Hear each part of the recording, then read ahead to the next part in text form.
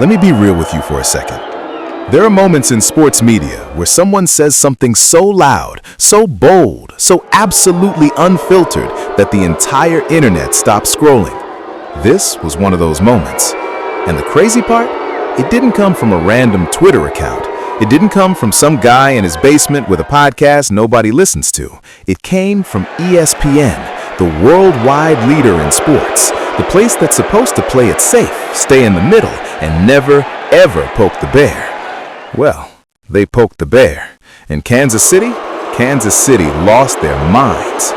But here's the thing, before you pick a side, before you decide whether you're Team Chiefs or Team Garrett, you need to hear the full story.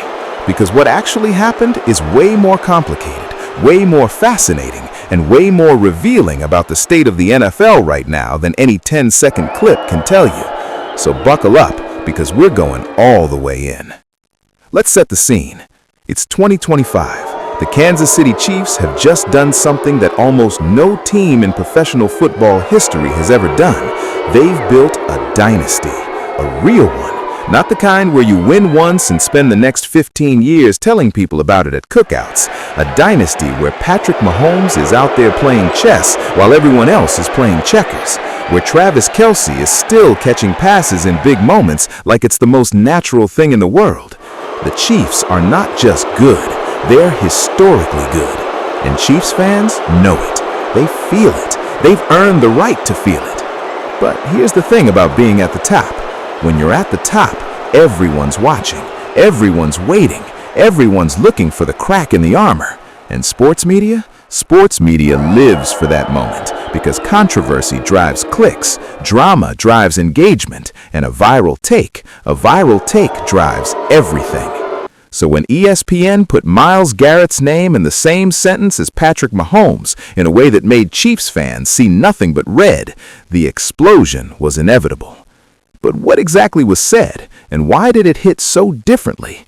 Let's go back. Myles Garrett is not a name you throw around lightly. If you don't know who Myles Garrett is, let me paint you a picture real fast, because this matters a lot. Myles Garrett is a defensive end for the Cleveland Browns, 6'4", 270 pounds of pure, terrifying athleticism, the kind of player that offensive linemen have nightmares about, the kind of player that quarterbacks feel coming before they even hear the footsteps. He has been, by nearly every statistical measure, the best defensive player in the NFL for multiple seasons running.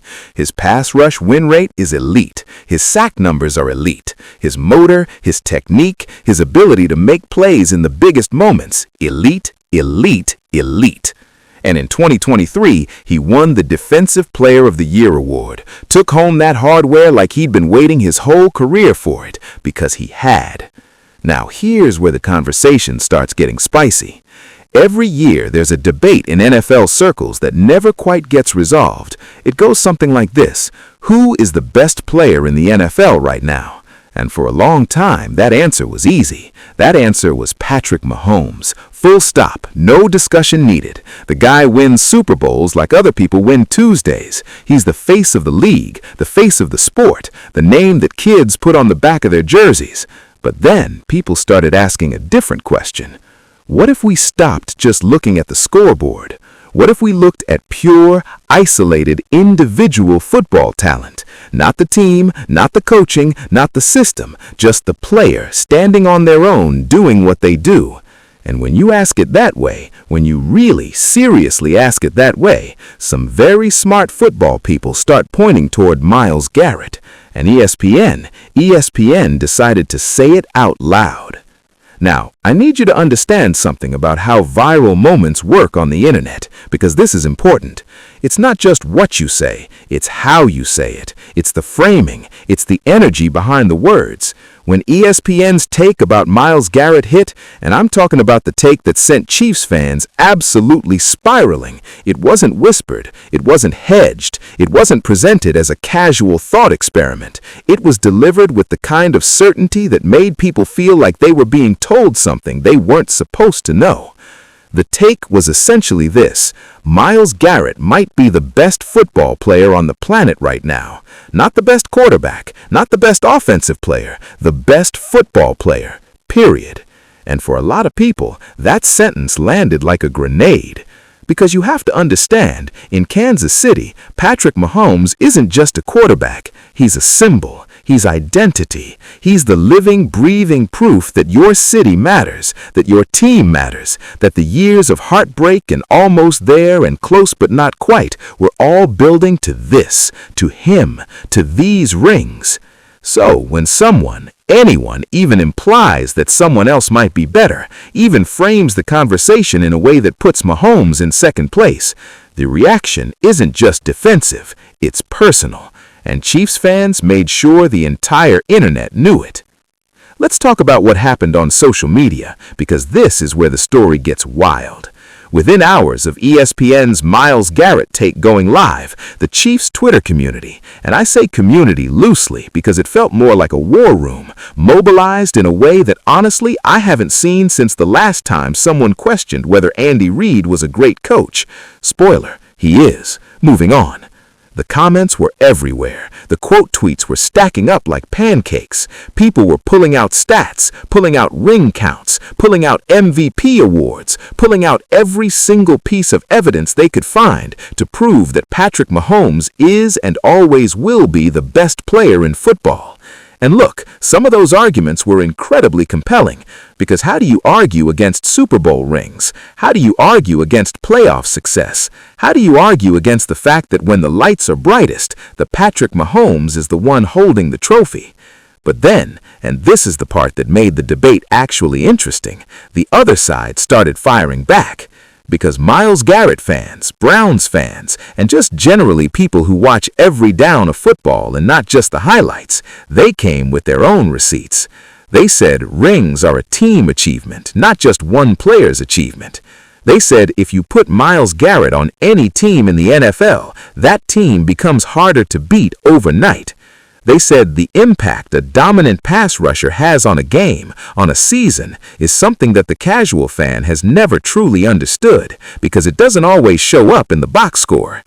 And suddenly, what started as outrage became a genuine, legitimate, fascinating football debate. But here's the question nobody was asking. Why now? Why did this particular take, at this particular moment, hit so much harder than all the other hot takes ESPN has served up over the years? The answer, when you really dig into it, says a lot about where the NFL is right now, and it says even more about why Chiefs fans feel the way they feel. Let me take you back even further, because to understand why this moment exploded, you need to understand the tension that's been building for years.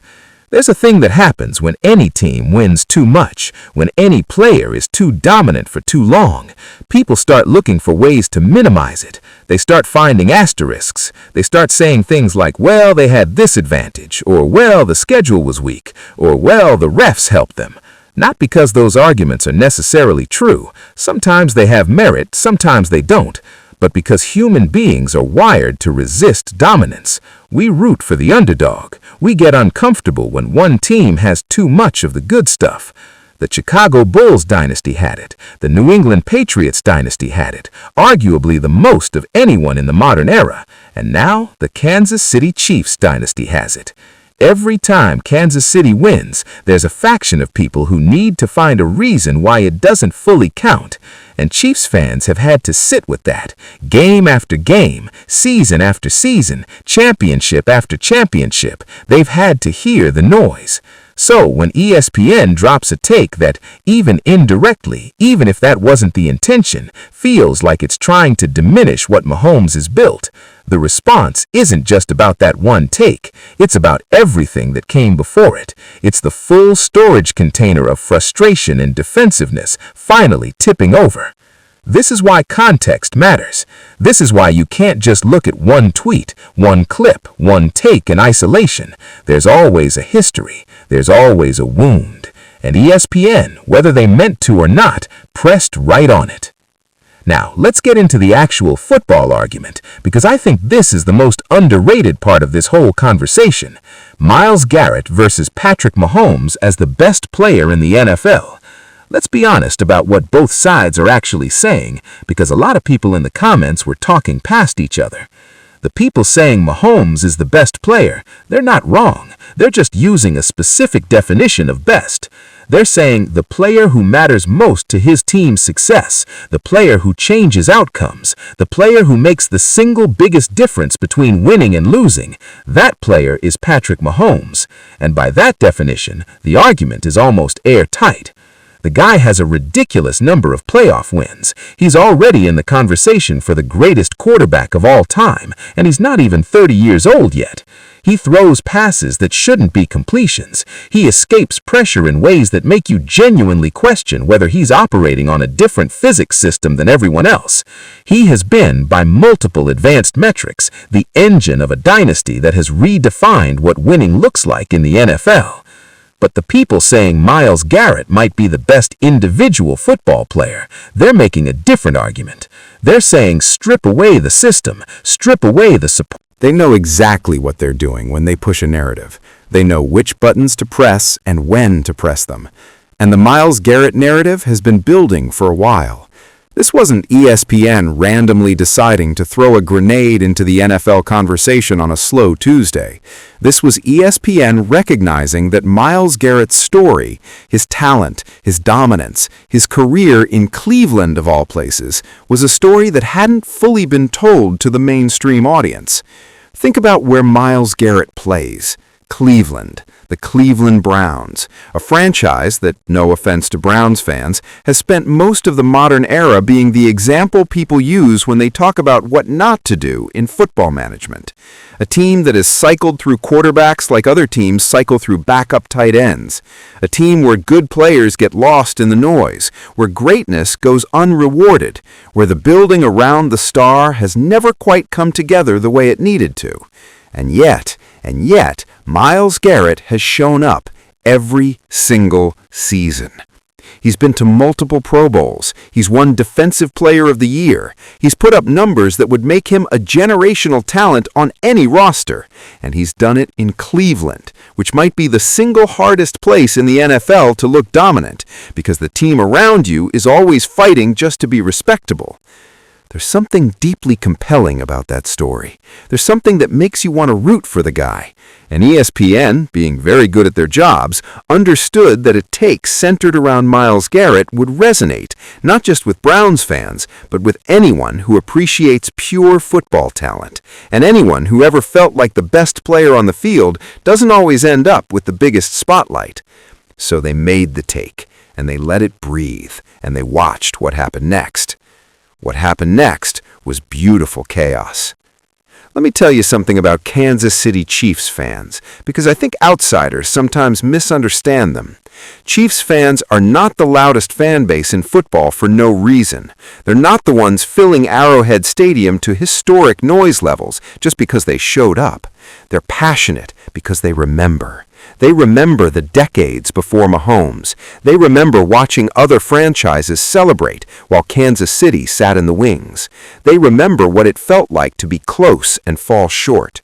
The combination of that memory and the success they've experienced over the last several years creates a specific kind of fan energy, protective, proud, uncompromising.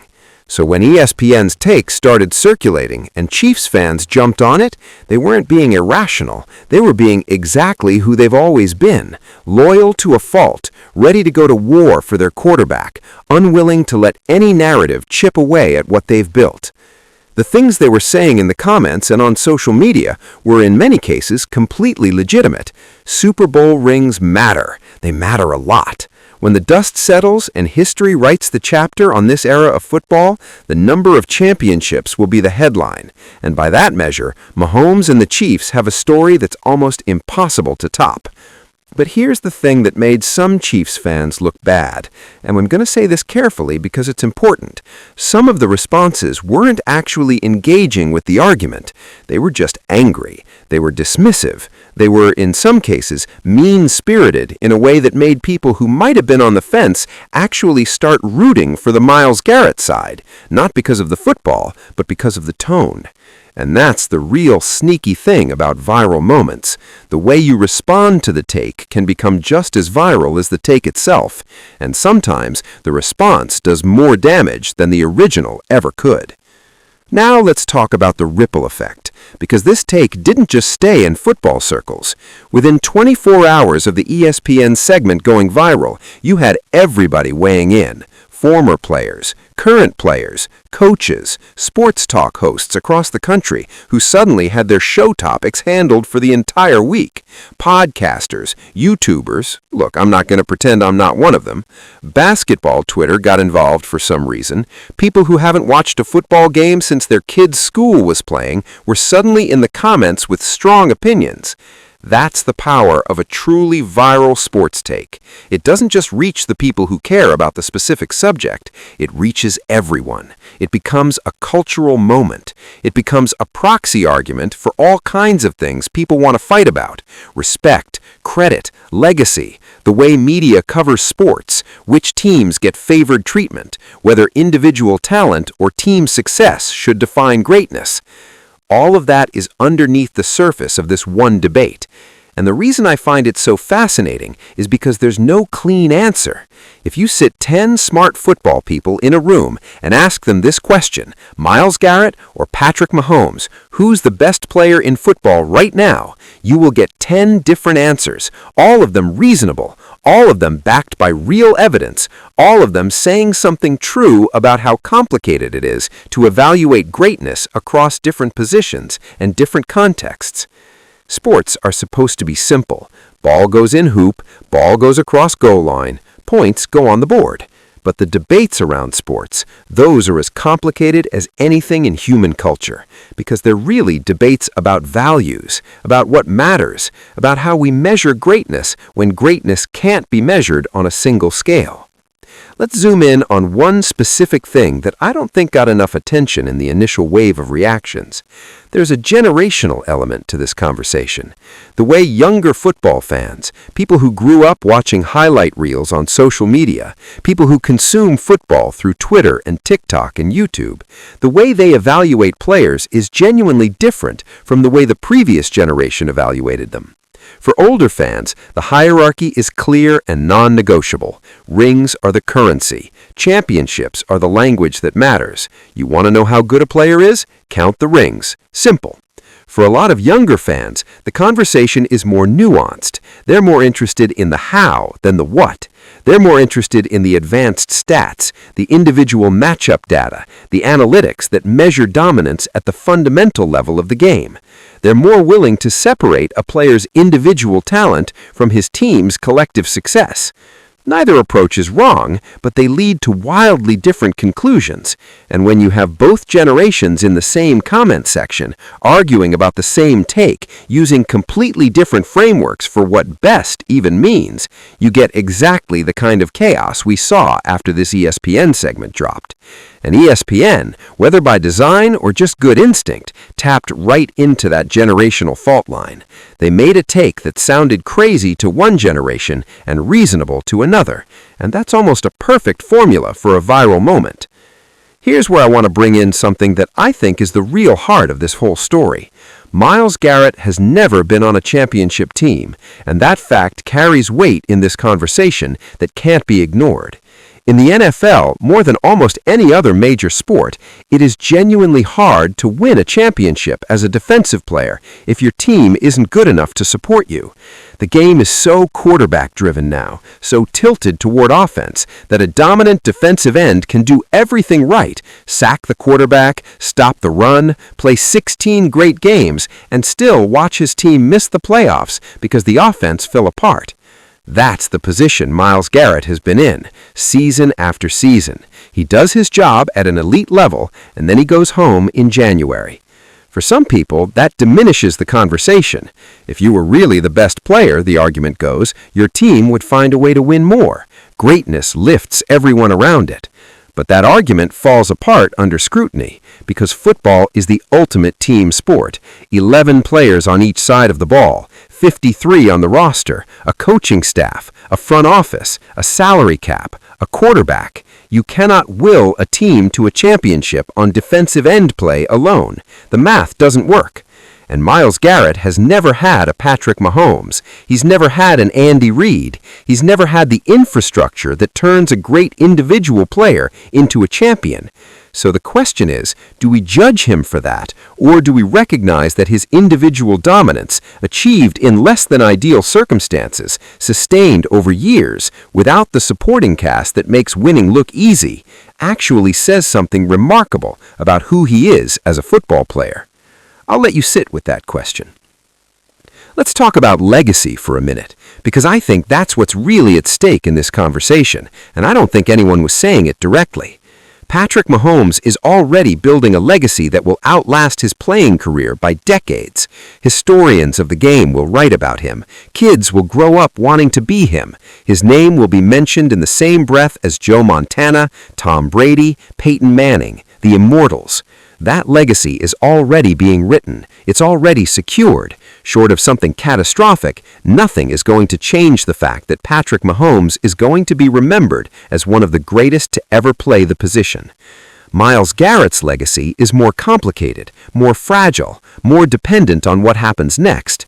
If he wins a Super Bowl, if he somehow finds himself on a team that can go all the way, if Cleveland ever puts the pieces together, or if he ends up somewhere else in the final chapter of his career, his legacy gets locked in permanently. He becomes the greatest defensive player of his generation, maybe one of the greatest of all time, full stop.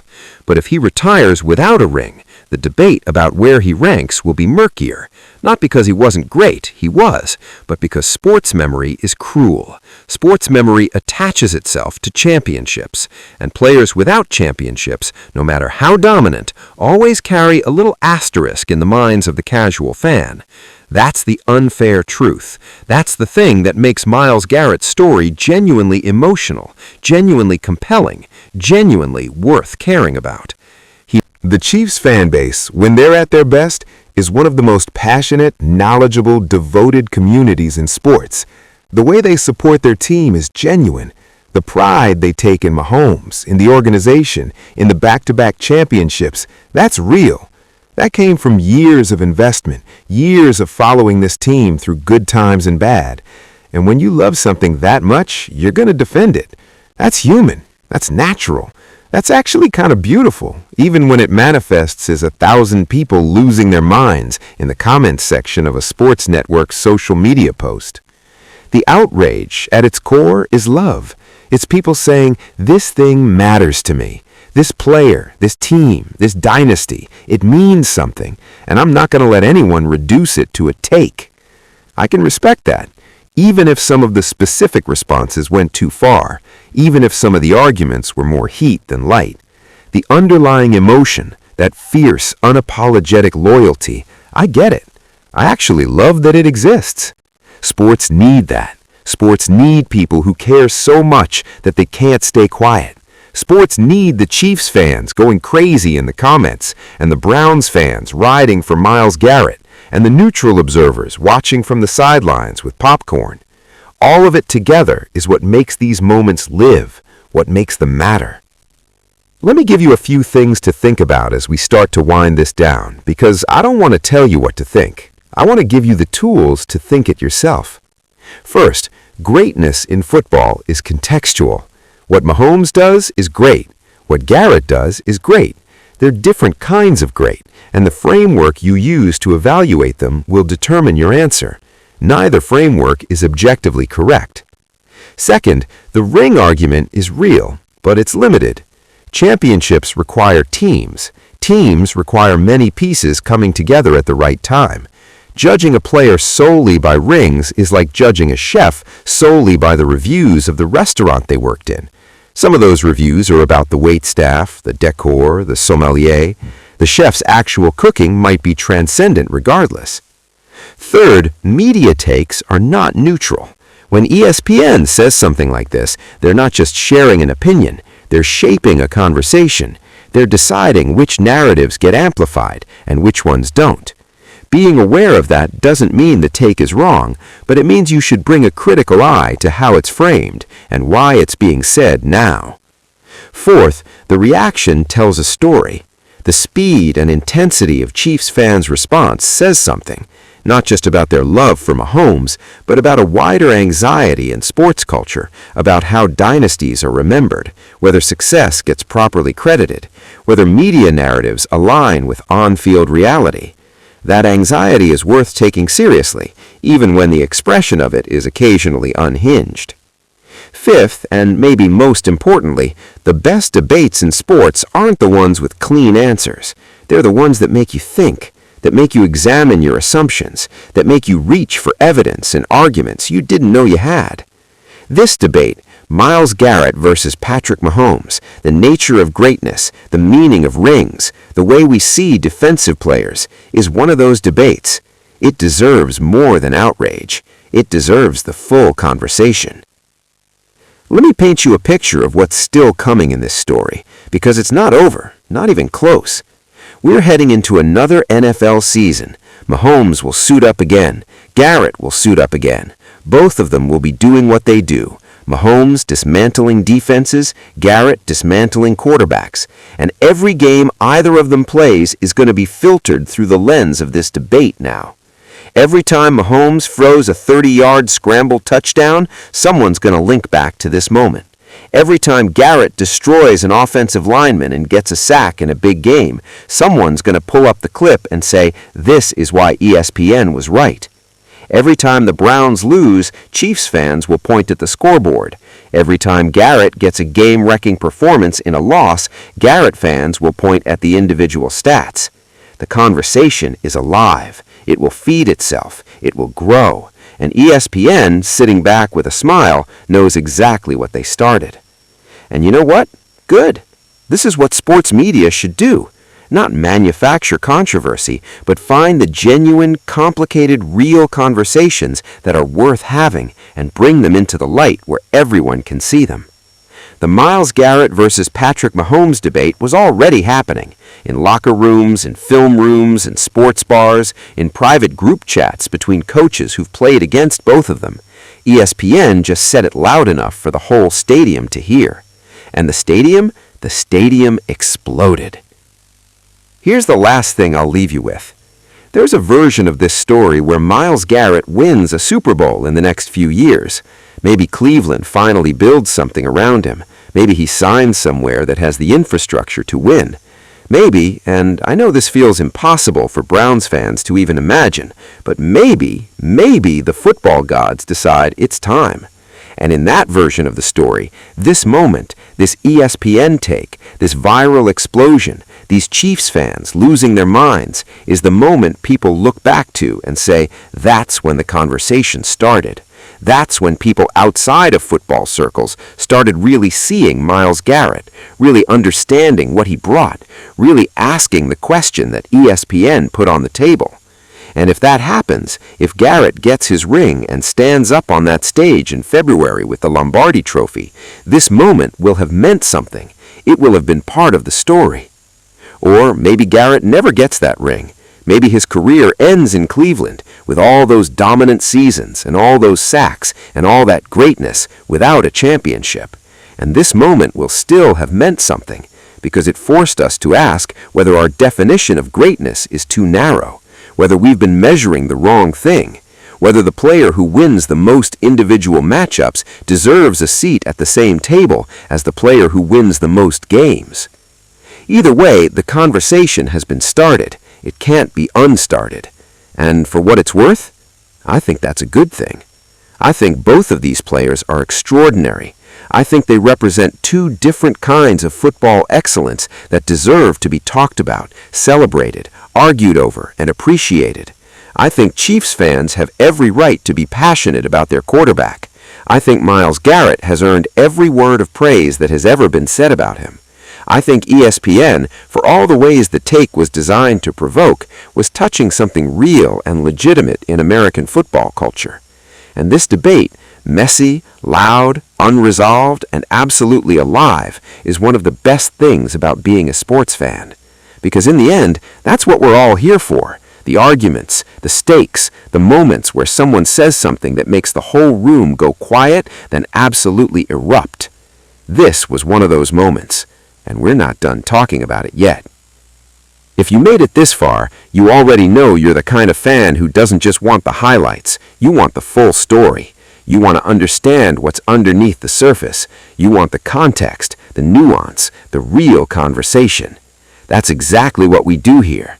Drop in the comments, who do you have? Is Myles Garrett the best player in football right now? Or is Patrick Mahomes still the answer? Full stop. I genuinely want to know where you stand, because this debate doesn't end with one video. It ends when we figure out what we actually believe. And the only way to do that is to keep the conversation going. See you in the next one.